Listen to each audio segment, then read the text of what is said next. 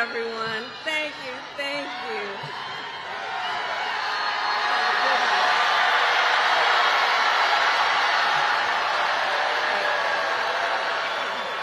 Thank you all. Thank you very much. Thank you, everybody. Oh, it's good to be back in Georgia. Thank you, everyone. Can we please hear it for Tyler?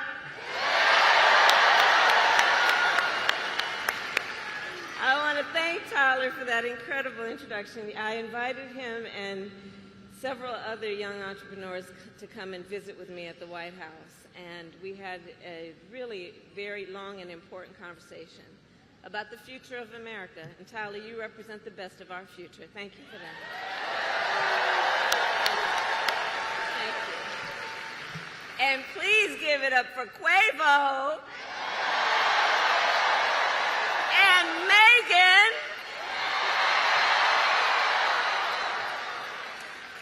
So it is so good to see everyone. And let me also thank our incredible members of Congress who are with us this evening. Senator John Ossoff, Senator Raphael Warnock, and Representative Nikema Williams.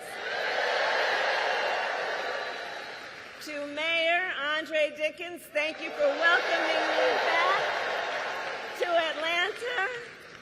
And thank you to the great Stacey Abrams for your extraordinary leadership.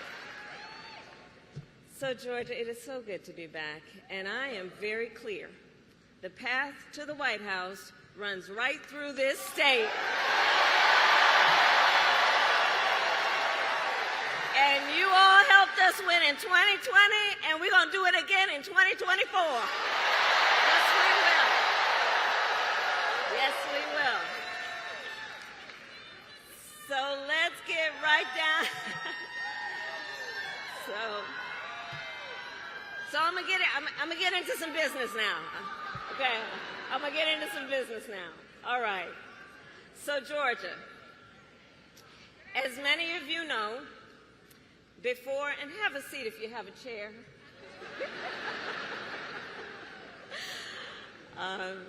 As many of you know, before I was elected vice president and before I was elected a United States senator, I was an elected attorney general and an elected district attorney. And before that, I was a courtroom prosecutor. So in those roles, I took on perpetrators of all kinds.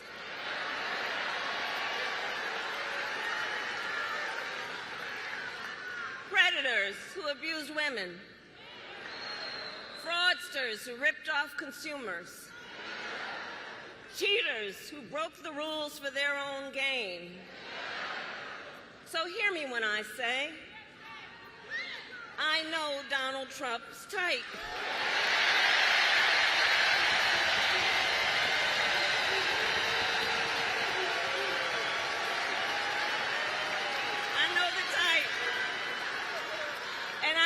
Dealing with people like him my entire career. For example, as Attorney General of California, I took on one of our country's largest for-profit colleges that was scamming students. Well, Donald Trump ran a for-profit college that scammed students.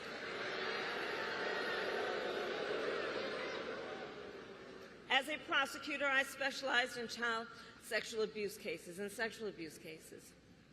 Well, Trump was found liable for committing sexual abuse. And as an attorney general, I held the big Wall Street banks accountable for fraud. Donald Trump was just found guilty of fraud, 34 counts.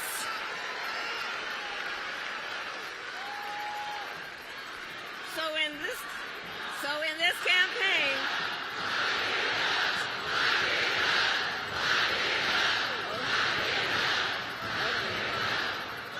in this campaign, I will proudly put my record against his any day of the week.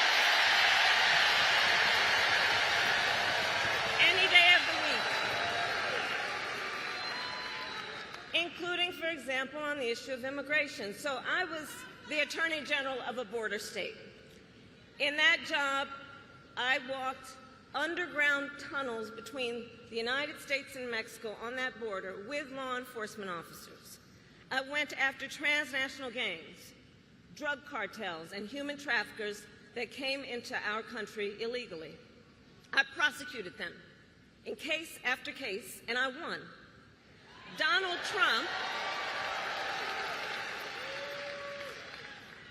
Trump, on the other hand, has been talking a big game about securing our border, but he does not walk the walk. Or as my friend Quavo would say, he does not walk it like he talks it.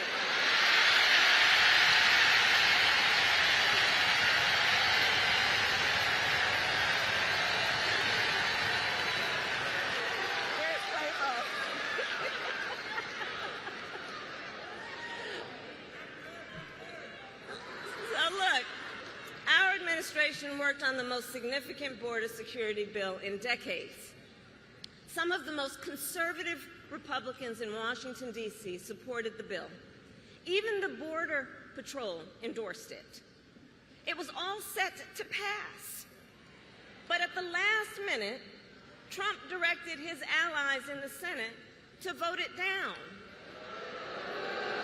Right. He tanked the bipartisan deal because he thought it would help him win an election. Which goes to show Donald Trump does not care about border security.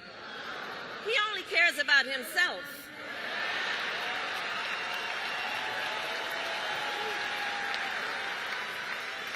And when I am president, I will work to actually solve the problem.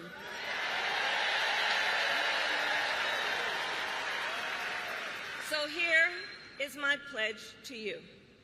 As president, I will bring back the border security bill that Donald Trump killed, and I will sign it into law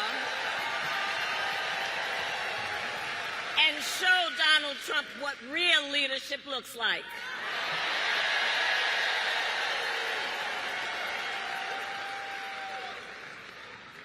But make no mistake, this campaign is not just about us versus Donald Trump. Truly, this campaign is about two very different visions for our nation. One focused on the future, the other focused on the past. We believe in a future where every person has the opportunity to build a business, to own a home, to build intergenerational wealth, a future with affordable health care, affordable child care, paid leave. And all of this is to say, building up the middle class will be a defining goal of my presidency.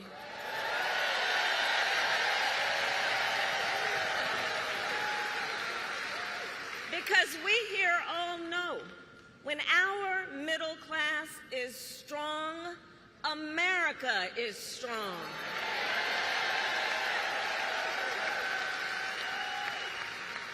And to keep our middle class strong, families need relief from the high cost of living so that they have a chance not just to get by, but to get ahead.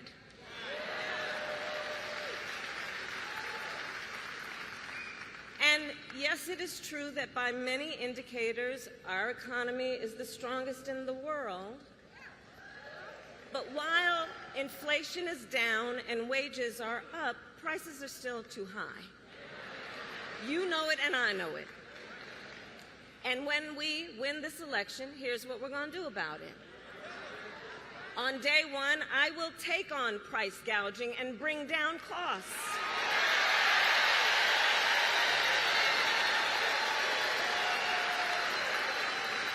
We will ban more of of those hidden fees and surprise late charges that banks and other companies use to pad their profits.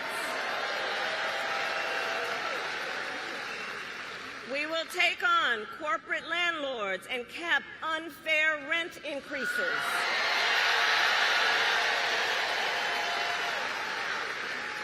And we will take on Big Pharma to cap prescription drug costs for all Americans.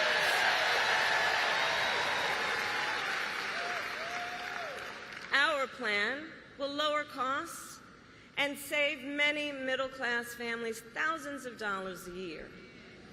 But Donald Trump has a different plan in mind, one that would raise prices on middle-class families.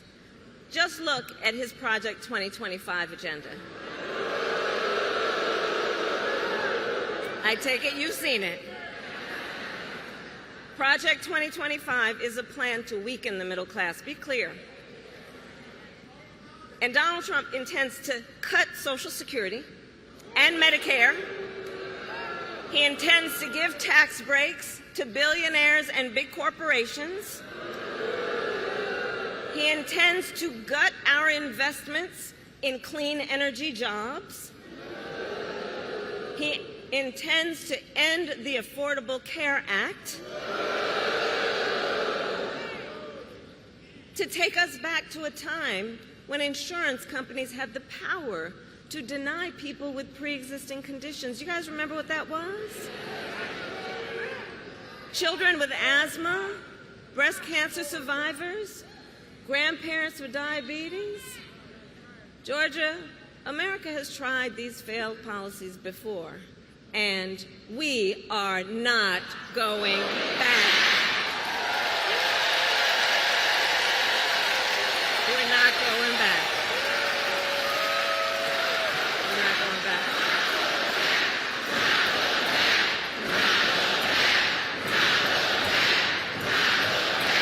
That's right. And we are not going back because ours is a fight for the future. And it is a fight for freedom.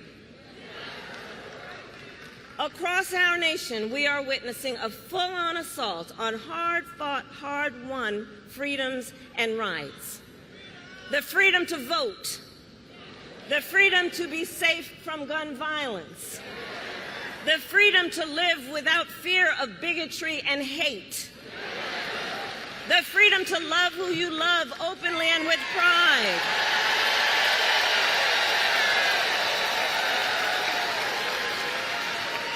the freedom to learn and acknowledge our true and full history.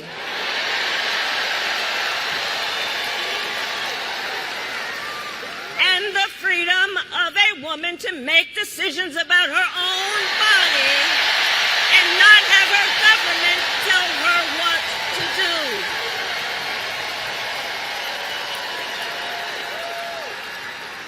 Ours is a fight for the future and for freedom. And I don't have to tell folks in Atlanta that generations of Americans before us led the fight for freedom. And now, the baton is in our hands.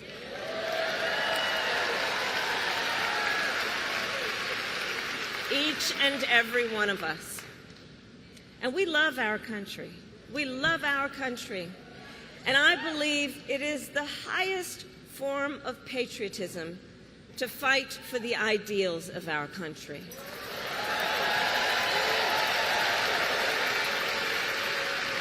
And so, we who believe in the sacred freedom to vote will finally pass the Freedom to Vote Act and the John Lewis Voting Rights Advancement Act.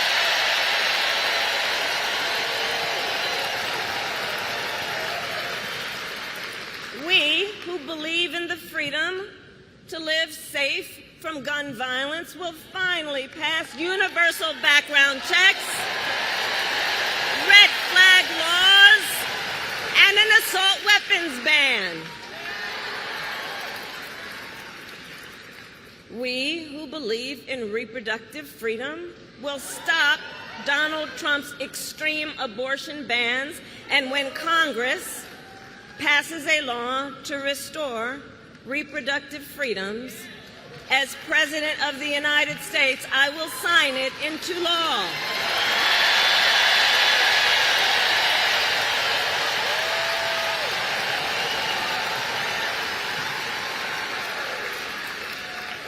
So November 5th is in 98 days.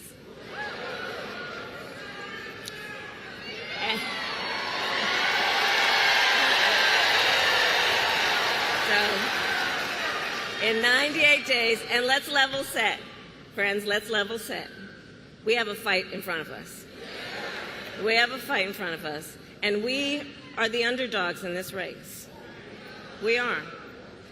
But you see, this is a people-powered campaign. Ours is a people-powered campaign. In fact, after I announced my candidacy, we saw the best week of grassroots fundraising in presidential campaign history.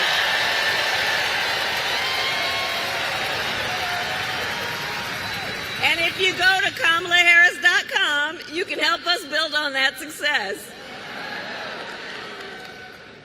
So the momentum in this race is shifting. And there are signs that Donald Trump is feeling it. You may have noticed. So last week, you may have seen, he pulled out of the debate in September he had previously agreed to.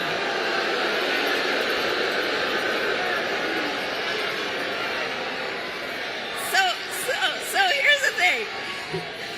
Here's the funny thing about that. So he won't debate, but he and his running mate sure seem to have a lot to say about me. And by the way, don't you find some of their stuff to just be plain weird?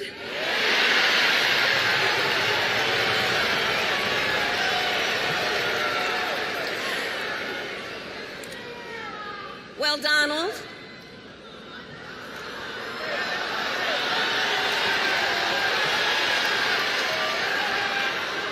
I do hope you'll reconsider to meet me on the debate stage.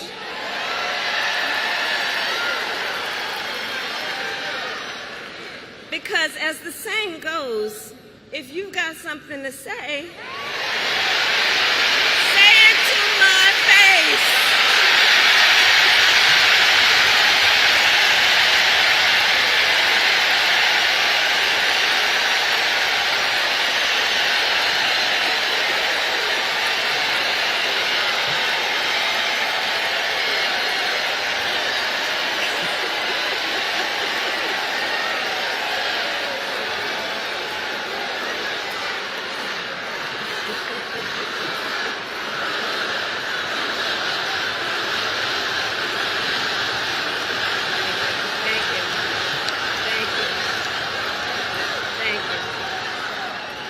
Georgia, in the next 98 days, we have our work cut out for us. And this is not going to be easy. This is hard work, but we like hard work. Hard work is good work. So, Georgia, today I ask you, are you ready to get to work? Do we believe in freedom? Do we believe in opportunity? Do we believe in the promise of America? And are we ready to fight for it?